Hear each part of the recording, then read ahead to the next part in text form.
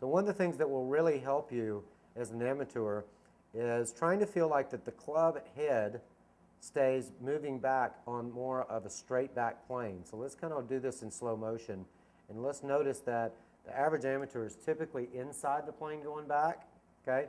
They're typically too active with their lower body. That means their hips and their shoulders are moving at the same time. In fact, if you zoomed in here, notice that the guy on the right, his knees have hardly moved, okay? Look at the guy on the left where the club's inside.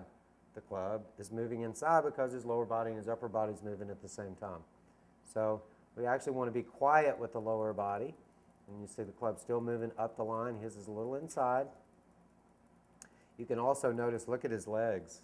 He's losing a lot of leverage in his legs. You see how his right knee straightened and his left knee is broken down? That's one of the things that you'll see a lot in common with the average amateur. Okay, you don't see a lot of changing in the levels of the knees. The right knee has lost a little bit of flex in the pro on the right, but not much. Pretty similar. Then the transition again, let's go to the face-on position, and let's watch the lower body position here. Watch how the pro is actually moving with his left hip forward, okay, creating space for the club. Notice the difference in the lag of the club there. If you notice that the amateur on the left, the handle is much more behind the right leg. Notice that the pro, the handle's right in front of the right knee or the right thigh, okay? So he's got a lot more lag. So that means the handle's going to be further ahead at impact. And the other guy flipped his hands. I'm going to zoom out just for a second so you can see that.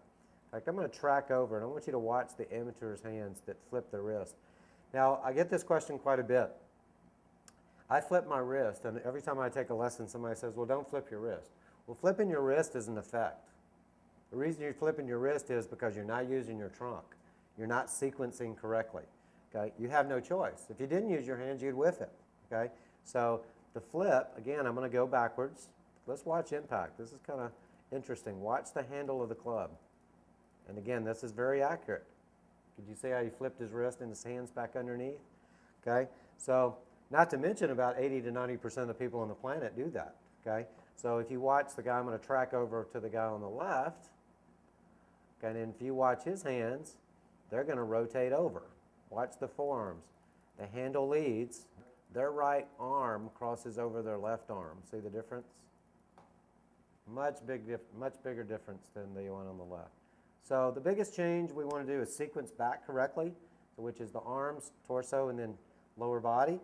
Then it reverses. Then you start from the ground. You go from your feet to your legs to your hips, then your torso, and then eventually your arms. That's what creates the swing path. So spend time on sequencing. Go skip some rocks in the lake. Go have some fun. Do something you normally do. If you play tennis, feel what you do with the forehand. If you played baseball, pick up a bat. Feel the same thing. So it's much more intuitive than you think. So tap into what you naturally know how to do already, and then practice that. And then when you go swing a golf club, get out of stinking thinking. Work on feel. That'll help you a lot. My power secrets can instantly be yours. I promise your next round of golf, you will be crushing the ball 30 to 40 yards farther without any practice whatsoever. Read the information below to grab your risk-free 365-day trial of my power secrets and bonuses. You will have instant access to my power secrets in the next 5 minutes.